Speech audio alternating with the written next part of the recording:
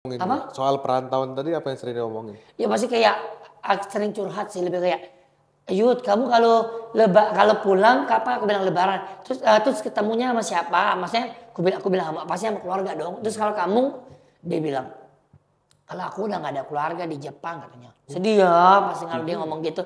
Terus nenek aku baru aja meninggal katanya. Kan nggak ada dia ya gitu.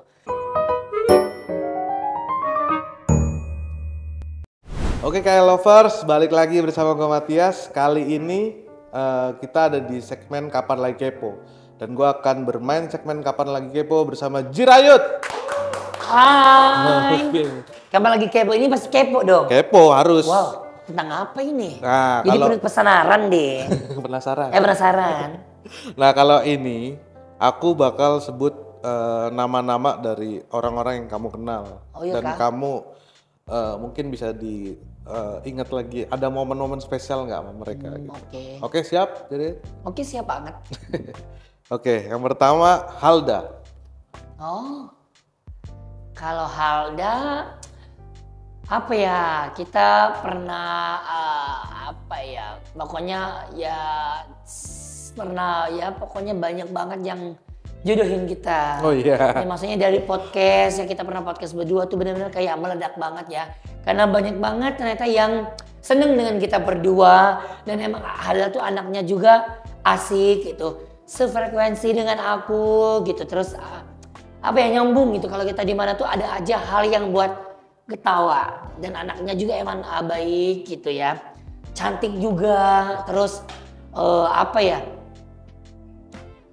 lucu juga gitu. Itu yang membuat kayak wah, kita cocok untuk kerja bareng. Dan sampai sekarang aja kita masih tetap support, saling ada satu sama lain gitu.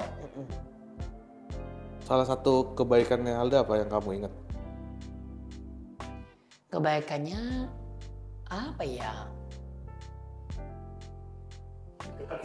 Nggak ada dong, cuma senang-senang ya? Banyak sebenarnya, cuman mau pilih yang mana nih yang Oh lebih ya, best gitu saking kan. banyaknya. Apa ya? Pernah dia mau, menurut aku ini mungkin kebaikan sih menurut aku ya. Jadi kayak dia mau gitu datang ke rumah gitu pas lagi sambutan ya sih, sambutan rumah gitu. Jadi dia mau sempat waktu untuk datang gitu ke rumahku, ketemu sama mama, macam-macam kayak sama teman-teman juga. Ya itu menurut aku sih kebaikan ya, karena Di tengah kesibukannya dengan dia. kesibukan juga gitu, dia sempatkan waktu itu. Oke, yang kedua Arafah. Kasih apa ya? Kayak kalau nggak salah aku ada buah-buahan kalau nggak salah gitu. Jadi kayak jenguk orang sakit ya jadinya. Ya tapi kan dia bawa sesuatu kalau nggak salah, aku cuma lupa bawa apa. Tapi kayaknya makanan yang dia bawa. Intinya dia menyempatkan dirinya, itu udah Betul. salah satu ini ya, kebaikan. Yang kedua ya kakaknya nih, Arafah.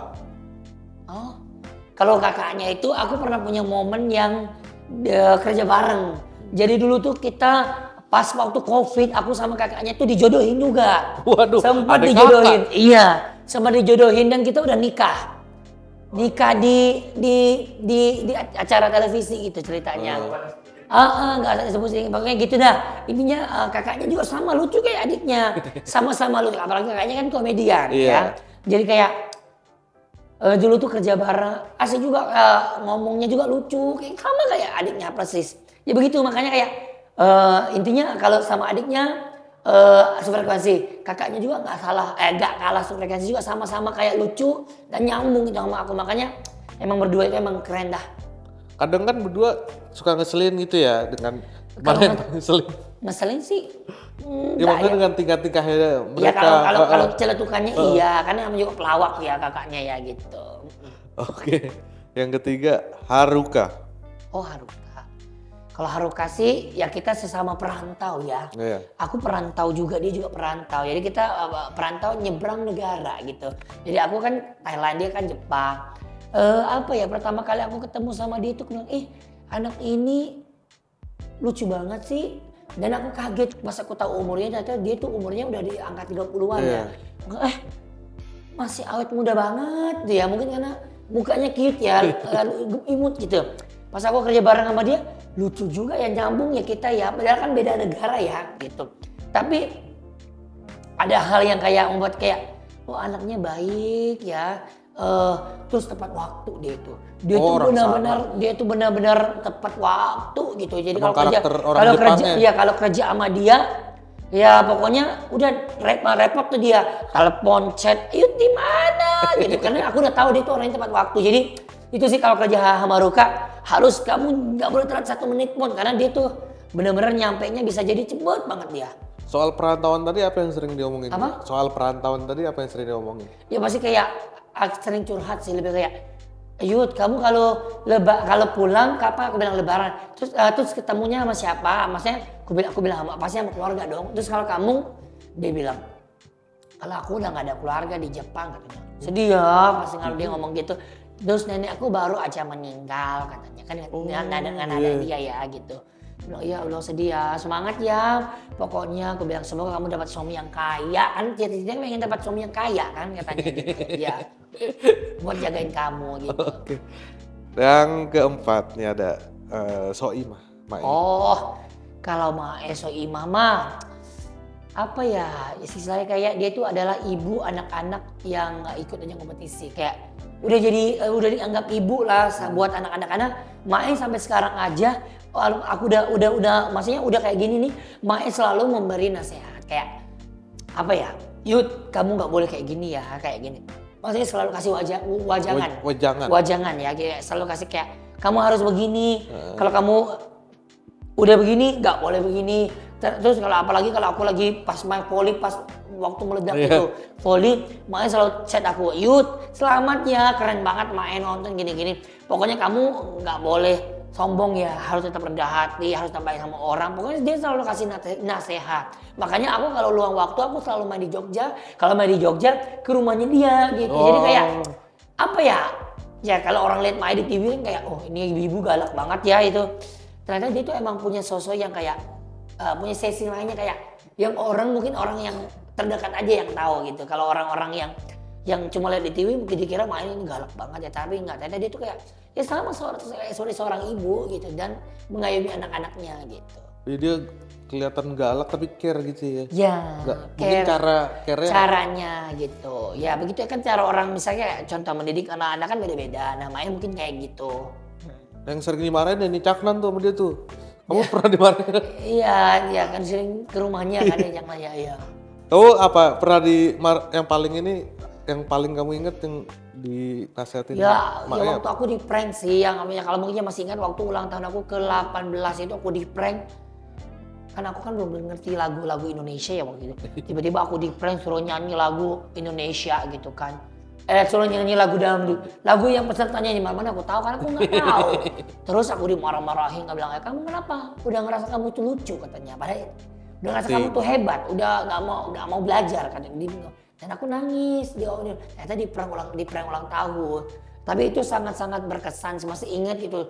Dan sampai itu viewersnya sampai berapa 10 juta deh kalau nggak salah aku. Lebih. Oh, yang nonton pas aku di prank itu. Oke, yang selanjutnya ada nama Raffi Ahmad. Oh, kalau Raffi Ahmad sih aku jarang kerja bareng. Tapi kalau aku lihat dari sosok Raffi itu emang baik banget ya.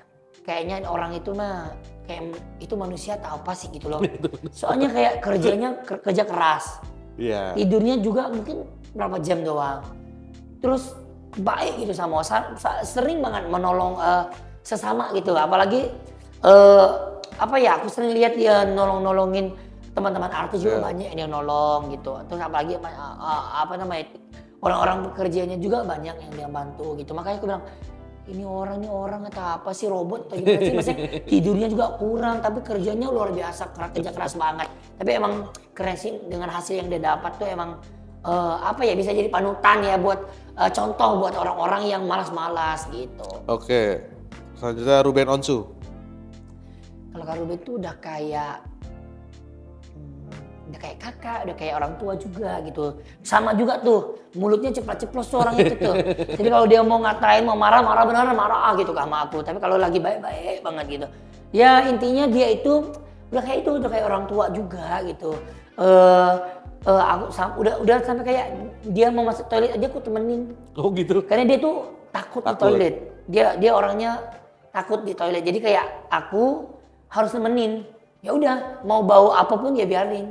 Karena yang penting dia dengar suara aku di luar. Udah sakit kayak gitu. Ya, makanya kalau misalkan ya sekarang kan kita udah jarang bareng ya karena sibuk masing-masing, tapi tetap aku selalu rindu, selalu apa namanya ya. Karena dia baik ya, dia tuh baik banget sama aku gitu. Pokoknya ya aku doain kalau Ben sehat, pokoknya terus jadi orang baik gitu. Terus selanjutnya Irfan Hakim. Ya itu 11-12 sama Kak Ruben gitu, sama-sama baik. Kalau Irfan tuh dari aku kompetisi kan dia jadi host. Iya, dari awal. Jadi dia tuh kayak ngebimbing lah. Nah dia bilang, Jirait kamu kalau tua kayak Irfan Hakim nih nanti nih. Gitu. Katanya kalau kamu tua kayak Irfan Hakim kata dia. Kata orang-orang. Katanya dia tuh masih di umuran dia udah sekarang kan dia habis ulang tahun kan. Oh iya. Ya, di umuran dia sekarang ini aku lihat ini orang ini gak ada kelihatan tuanya ya. Maksudnya masih sama dengan muka-muka sebelum yang aku lihat dari dia dulu sampai sekarang kayak gak ada perubahannya ini. Mana makin lincah ya, makin tua makin lincah gitu. Makanya orang bilang the next Jirait kalau udah Jirait tua kayak gini nih lincah nih gitu. Ya Irfan baik banget. Maksudnya pas aku kompetisi dia selalu mengayomi, selalu dukung lah, kayak selalu dorong. Ayo kamu bisa, jangan pernah bilang capek. Nah satu yang aku ingat dari dia itu, aku pernah bilang capek kan. Capek deh. Jangan. Kamu nggak boleh ngomong capek. Kamu nggak bersyukur. Kamu nggak bangga. Orang-orang pada pengen duduk di posisi kamu, masa kamu bilang capek sih? Nah, akhirnya selalu ingat itu. Makanya sampai sekarang aku kayak kalau kerja, ya udah kayak dibawa happy gitu. Bilang aja kayak kegiatan kita sehari-hari ini yang kita harus lakukan. Jadi jangan dibawa stres. Gitu. Stres. Dia habis ulta ya, diucapin mungkin. Pokoknya selamat ulang tahun AA, sehat, panjang umur. Pokoknya selalu jadi orang yang menjadi contoh buat anak-anak muda. Kerja keras juga, sayang sama keluarga. Ya pokoknya doa terbaik dari aku buat AA. Oke, lalu ada Lesti Kejora. Oh kalau Lesti Kejora ini mah bisa dibilang the next diva dangdut Indonesia ya. Dia tuh menjadi panutan buat anak-anak muda yang suka dangdut gitu. Dan banyak banget anak-anak muda yang terinspirasi dari seorang Lesti ya gitu. Ya aku juga suka kagumin dengan suaranya yang Masya Allah ya, anugerah yang dikasih sama Tuhan tuh luar biasa. Emang aku akuin sih suaranya tuh emang luar biasa dan dia layak untuk mendapat penghargaan, dapat macam-macam gitu karena emang suaranya emang Masya Allah gitu loh. Dia kecil-kecil tapi rawit banyak ya? Iya gitu dan orangnya baik sih, baik banget tuh. Oke terakhir nih, Deddy Corbuzier. Nah kalau Deddy Corbuzier sih kayaknya ini Om Botak ini apa ya? Om Botak. Baik. Pertama kali aku ketemu dia tuh aku pikir dia tuh orangnya galak. Soalnya kalau lihat mukanya serem ya. Yeah. Botak mukanya begitu, kekar itu kan serem ya bang. Tapi pas kerja bareng, baik juga ya, asik ternyata. Asik banget, bercanda, pokoknya baik. Terus sering ngajak kerja bareng. Jadi pas, ya makanya aku sekarang udah sering jadi langganan podcastnya dia. Aku udah kayak jadi karyawan tetap gitu loh. Jadi kayak orang lain cuma baru 3 kali, aku udah 6 kali sendiri gitu. Ya, makanya menurut aku Om Ded juga berjasa di dunia sosial media. Karena aku makin dikenal luas juga di kalangan gak cuma dangdut. Orang-orang kantor, orang-orang yang di luar dangdut yang nonton dangdut tuh jadi tahu aku karena dari podcastnya dia gitu. Karena emang podcastnya dia tuh memang luas banget gitu, makanya aku juga bangga bisa kenal sama Om Ded, bisa masuk ke podcastnya Om Ded. Di podcastnya Om Ded kamu kan sering teka-teka sama Vidi juga. Iya. Kalau Vidi itu gimana? Ya kalau Kak Vidi itu sama, dia gampang banget masuk sama orang. Jadi kayak gampang banget enjoy akrab sama orang gitu. Dia kayak gak memandang, oh kamu anak baru nih, jadi gue gak ajak ngobrol gak. Dia malah kayak sapa duluan, ajak ngobrol, pokoknya asik orangnya. Oke, sudah selesai. Ya. Terima kasih Jirayut. Terima kasih. Sukses terus buat karirnya Jirayut. Kita bertemu di lain kesempatan. Amin, pokoknya support terus lagu Kecewa always, ya. Always. Oke, kayak lovers, berikut tadi kita udah main Kapan Lagi Kepo bersama Jirayut. ketemu lagi bersama gue Matias di kesempatan lain di Kapan Lagi Kepo selanjutnya. Bye. Dah.